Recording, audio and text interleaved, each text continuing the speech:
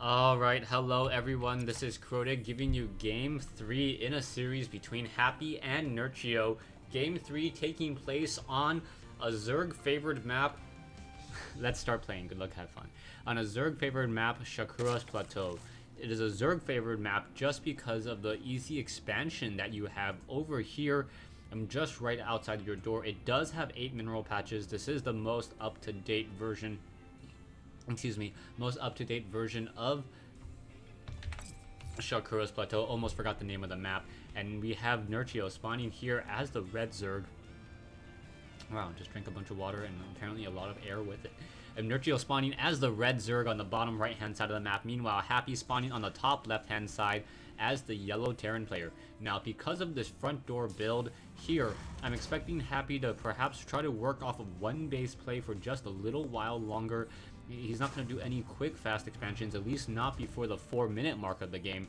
Meanwhile, Nerchio, he may opt to go for a very early expansion in just a moment. We'll see what's going to be happening. He is just training up more and more drones, and at some point, he is going to stop drone production, save up enough minerals for either a spawning pool, extractor, or a hatchery, and then build that hatchery. So you can see now the drone making its way down. Is it going to grow up? Yes, it did get there a little bit earlier than it needed to, just dancing around back and forth, looking around, and now finally able to fulfill its dream and grow up and be a hatchery.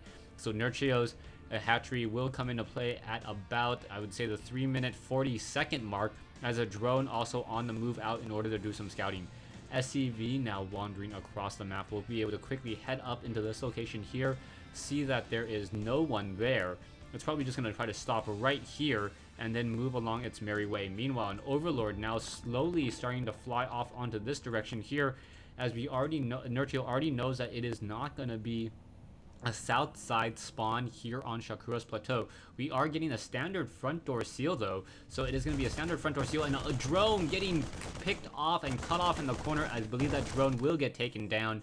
Down it goes, and now the Marine already making the trek, the long trek across this map in order to get some damage onto this hatchery. The hatchery, however, with 1500 hit points, absolutely has no issues whatsoever from trying to take any serious damage from that one particular Marine, as that SCV just wanders around. Now, there are a number of options here for these players to go. Happy at this decision-making point, he needs to figure out if he wants to do an expansion of his own, or if he wants to go further up that tech tree and try to punish Nerchio's fast expansion. You can see drones are already being transferred over here. The SCV knows pretty much what's happening so far, and it looks like it is going to be a factory with a reactor right behind it. So he is going to try to use Hellions to his advantage. I do not see a second refinery into play, so I don't think he's going to try to go Hellions into Banshee. Just perhaps try to use about 4 Hellions, get some damage with those Hellions while massing up a larger army of Marines and Marines, Marauders, and Siege Tanks. That would be my guess at this stage, as Happy now quickly sneaks back up the ramp and will be able to raise that supply depot. And it looks like the SCV wanted to wait around to perhaps build a command center, but not gonna have anything there. And was there a Marine? Oh, the Marine is down over here, able to shoot down that one Zergling there. There are Overlords in position to make sure that there are no units, no drops coming into play, but there are now 2 Hellions making their way across the map. The Hellions are going to be revealed right there, and this is something that needs to be done by the high-level players. Because these rocks are taken down now, you can easily just make sure that you hug to the north side and only reveal yourself to one of the Zelnaga watchtowers. One spine crawler with a queen, enough to fend off that attack there. Zerglings also try to come down the ramp, and now a second group of Hellions. So 4 Hellions able to deal 60 damage per attack. Now trying to test and put pressure on this front door once more. So 4 Hellions already in play, the queen already ready. Zerglings now down over here, and toasting many of those Zerglings. And now the Hellions were unable to get through, so now trying to get even more damage. It looks like one drone will get taken down. A second drone, 3 drones may get taken down ultimately, but not, natural regeneration for the win. That drone surviving that battle with 1 hit point. So if you take a look at the losses, 500 resources lost by Happy Nerchio, only losing a couple Zerglings and maybe a couple drones at most, is sitting pretty comfortable at this stage. 32 drones compared to 24 SCVs. We now have a command center being finished by Happy. It may upgrade to an orbital command first, as most Terran players like to do that, in order to get some more mules and then also gather energy as it floats off and reestablishes itself. Back over here, we are getting a lot. SCVs are starting to get into a larger number, so we should get a transferring of SCVs to make sure there are not as many diminishing returns on those mineral patches. Happy is in a little bit of trouble. He's not that far up that tech tree just quite yet. He does have a decent number of Marines, and now training up even more Marines, and with no Banelings to have to go up against, I think he's going to be pretty comfortable with that Marine tank. He doesn't want to push out too fast, otherwise he's going to just run straight into the sheer macro of the Zerg player here, Nerchio. Nerchio able to macro up a very large army if you just keep track of what he's building, and now also going into an infestation pit.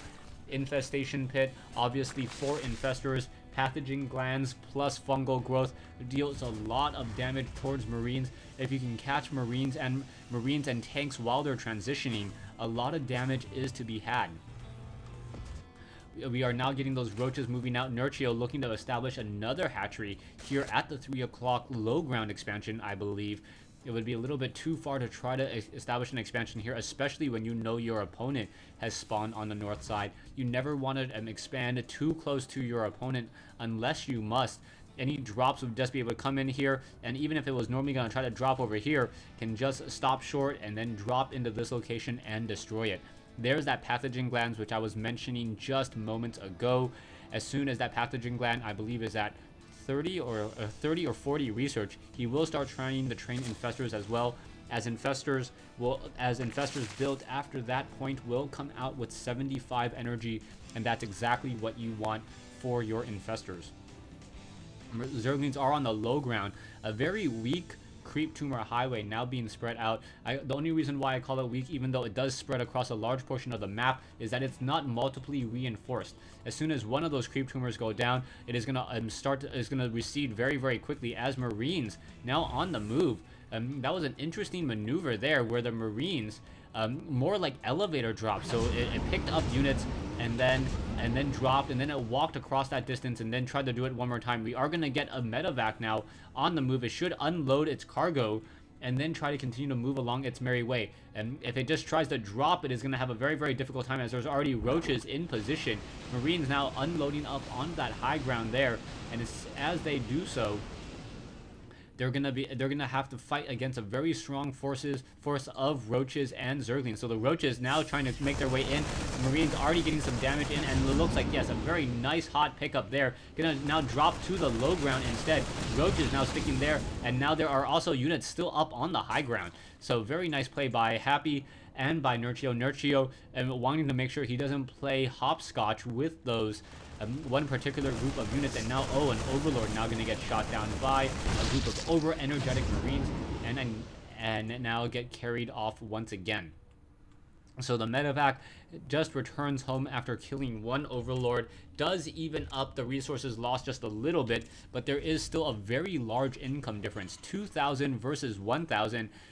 Or 2,500 versus 1,500, a 1,000 resource income difference, as the Zerglings are now trying to swarm in and get some damage onto those Marines. 3 Marines now lost, and now still we'll see what's going to be happening. We are upgrading the Spire and already into Hive Tech, so we may have very early Broodlords.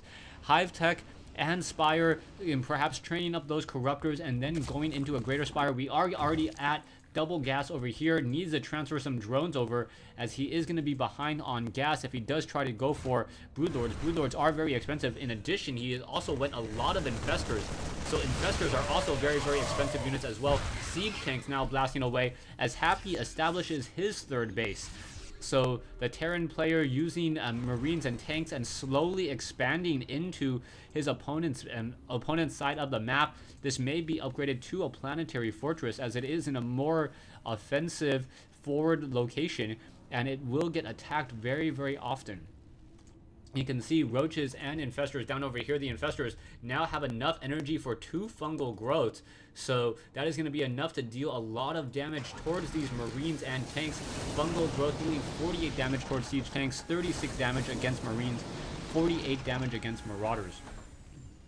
Medevac still on the move now and just trying to protect this location. It is going to upgrade to a planetary fortress. It does take 50 seconds to do so, but a planetary fortress does fend off a large number of Zerglings. Normally Zerglings just have their way with buildings, but because of that splash damage and relatively fast attack rate, it is very, very difficult to stop. We already have Marines now being added, the Greater Spire already being researched and upgraded. As the Marines just continue to dance across over here, the fungal growth may come in, and you can see, oh, there's one fungal growth, and now those units have to be very careful and pull back. Those Marines are taking a fair amount of damage there, and now 2 siege tanks activating that center Zelnaga watchtower are going to be able to slowly continue to push out even further.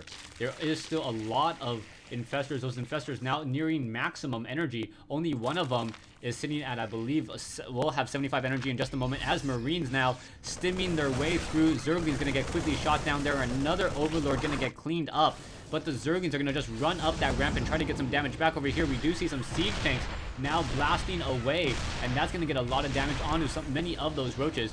And now these siege tanks are going to just slowly hopscotch their way up that ramp. Is enough damage going to be dealt, and an infestor could easily get up into this location here, try to get a fungal growth off, as the Broodlords now coming in, and oh, fungal growth hitting all of those Marines. Those Marines trying to stim straight into a group of Broodlords, but instead getting caught in the face with a fungal growth. And wow, Nerchio looking to just, he could just surely almost attack move, or surely just attack move with his superior army at this stage and get a lot of damage. One of those Broodlords already down to 10 hit points. Broodlords have 1 base hit point and should be able to just slowly make their way out across the map. There is a planetary fortress here. If the Broodlords start dropping Broodlings onto that group, or perhaps the Broodlords stick close to this high ground here, this is going to be very, very beneficial for them as well. The Broodlords trying to getting shot down over here, but now Infestors coming in, Roaches coming in as well. Vikings now trying to come over and engage. And are we going to get a fungal growth onto those Vikings? It doesn't look like it's going to matter, as the Roaches are now just having their way at the planetary fortress. And now this one particular Broodlord will fall because it doesn't have an escort. But the planetary fortress is now being repaired by multiple SCVs. So a lot of damage has been dealt across the board. A Corruptor now trying to come in. More Broodlords coming in once again. And now the Vikings just going after those Broodlords, but Happy realizing that that is GG, knowing that he cannot really fend off that attack. There are Marines over here, but still unable to really do anything about that. It really all depended on that one battle here, that one critical fungal growth hitting that tightly packed group of Marines. The Marines, not all of them, I think, were within combat range of that Broodlord, was unable to destroy it. And then as the Broodlings just rained down on top of those Marines, the siege tanks, I think, started to blast away, and some friendly fire damage was dealt, and the medevacs just couldn't heal that army and keep it alive.